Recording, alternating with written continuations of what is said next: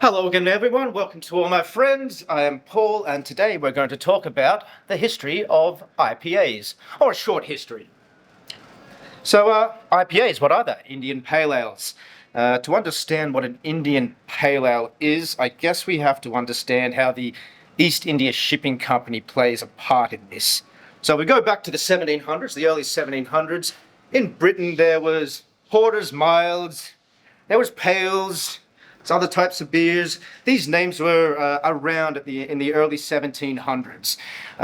So pale ales, especially, this is where we get into IPAs. They weren't always dry hopped. A lot of these beers were being sent on the East India Company on ships to India. So that's a 4 to 6 months journey. And what happened in those times is beer started to spoil. Not all the time, but it was a bit hit and miss. So, when you put a beer on a ship and it's shaking all around, it's a little bit different to being in a cellar, obviously. So sometimes the beers turned out good, other times the beers turned out bad. So the East India Shipping Company, their docks in London were very, very close to a brewery called Hodgson's Brewery, George Hodgson from Bow Brewery. So they went to him and said, "Can you make us a beer that will last the shipping time?" And he decided to pack it with dry hops. Not just IPAs, this was something for all beers, whether it was a porter or a mild. So that stereotype or the stigma that IPAs were invented from that reason is a little bit wrong, because all beers were dry hops, just to preserve them, to get them on that journey. Now, that's the early 1700s. By the late 1700s, the expats that were in India, or the civil servants, I guess we could call them, found a liking to these beers. These beers actually tasted better after the trip from England to India. There was reasons for that, and one of them, I guess, would be the action of Brettanomyces in the wood of the barrel being shaken and stirred, drying out the rest of the beer. Brettanomyces was going to eat up all the rest of the sugar, and the dry hops were going to leave quite a bit of taste. So these beers were quite desirable. So when these expats went back to England, obviously they were looking for an India Pale Ale, not a normal Pale Ale. So that's where the name kind of comes from. The name was being used for quite a long time. I think the first times it was actually written down was probably in the early 1800s, where something was actually described as an India Pale Ale.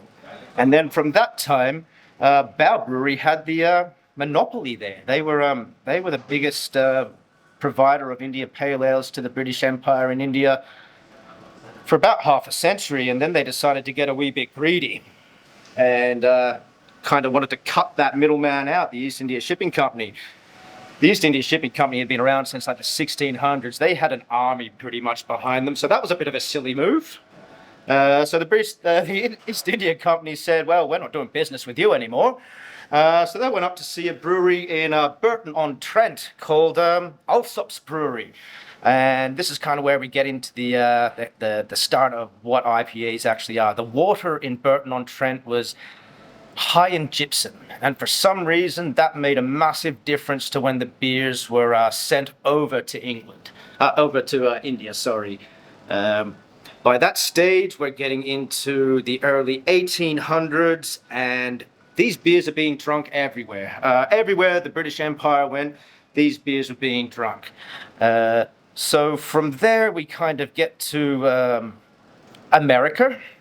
And we know that in America, by about, don't quote me on it, about 1870, 1875, there was breweries in America naming their beers IPAs, very much British-style IPAs.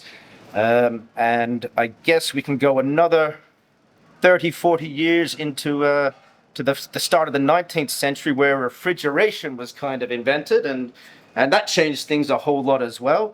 And from there we get to new hops that we use in beers, in IPAs. One of them particularly was one created in about 1970 from Oregon State University, called Cascade. And Cascade became synonymous with what we would consider New Age IPAs. New Age IPAs are pretty much IPAs that are refrigerated. Refrigeration had a lot to do with this. You didn't have to put them in wood anymore. There was no Brettanomyces. There was clean fermentation. And from there we come to New England IPAs, West Coast IPAs, some of my favorite dippers, double IPAs, triple IPAs. I'm sure I'm missing a few there, but yeah. So when we talk about IPAs, there's a history there, and I think it's really interesting to differentiate the British IPA from an American IPA, and then for what we could consider a New Zealand IPA or an Australian IPA, if you could dare call something such a thing. There's a good story there, and I hope that I've kind of put it into a nutshell there for you. Obviously, we could talk about things there a lot more, so please let me know if there's something along that story that you'd like me to talk about more. The ingredients that went into it, we could talk about that for a while. More about the people that were involved, the political machinations that made all of this possible, which I think is really important. The East India Shipping Company played a very big role in that, and it shouldn't be forgotten. And now here we are in the 21st century, and where we could pretty much safely say that IPAs are probably one of the most diverse styles of beers in the craft beer industry, probably besides sours, because sours get a little bit weird sometimes. They've been brewed in a million different ways. But yes, that's the history of IPAs in a roundabout way. And yes, I do hope you've enjoyed the video, but please let me know if there's something along that you would like me to talk about more, because I could extrapolate for hours. Thank you very much, and in the proper style, I'm going to drink a British IPA here. You can see that it's a golden colour.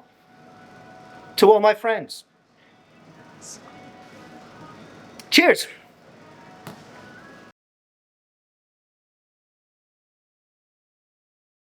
I guess that's a good question, Ingo. I wouldn't say it's 95%. I don't think it's 95%. But depending on where you buy your beer, I guess the market for IPAs is it does take the monopoly, I think. It's the market. It's people enjoy drinking the beers. If people didn't enjoy drinking those type of beers, quite simply the breweries would not make them. It wouldn't be equitable for them to make them. That would be the same for anything. If everyone liked a certain thing and you were making something different, you probably wouldn't sell much of it. So in order to make a brewery successful and profitable, and to be able to make other styles of beers, like your British IPAs, like your bitters, like your milds, porters, stouts, my favorite barrel-aged stouts, they need to make their money somewhere. And if people are buying IPAs, then why not make IPAs for them? When we can talk about the hops, why they all taste a certain way, these are New Age IPAs. It's one of the best styles to experiment with new hops, and there's new hops coming out all the time. You can't really use them in lagers. You can't use them in the darker beers because the old flavors kind of accentuate those types of beers. So an IPA, a pale ale, is a good place to start with experimenting with these new hop varieties that are coming out. And I, for one, I'm happy for that, because it gives us a really good clean palate to try these different hops on, especially the SMASH IPA. SMASH being an acronym for single malt and single hop smash. So it really gives you an example of what that hop should taste like without it being bombarded with 8, 9, 10, a dozen different hops in an IPA. Because yes, I agree with you that some of the IPAs are a little bit convoluted when they start using hops. They're convoluted on the palate. They use so many of them that it's really hard to distinguish what a particular hop tastes like. So I hope I've answered your question there. Definitely not 95% though. More than half. Let's say more than half.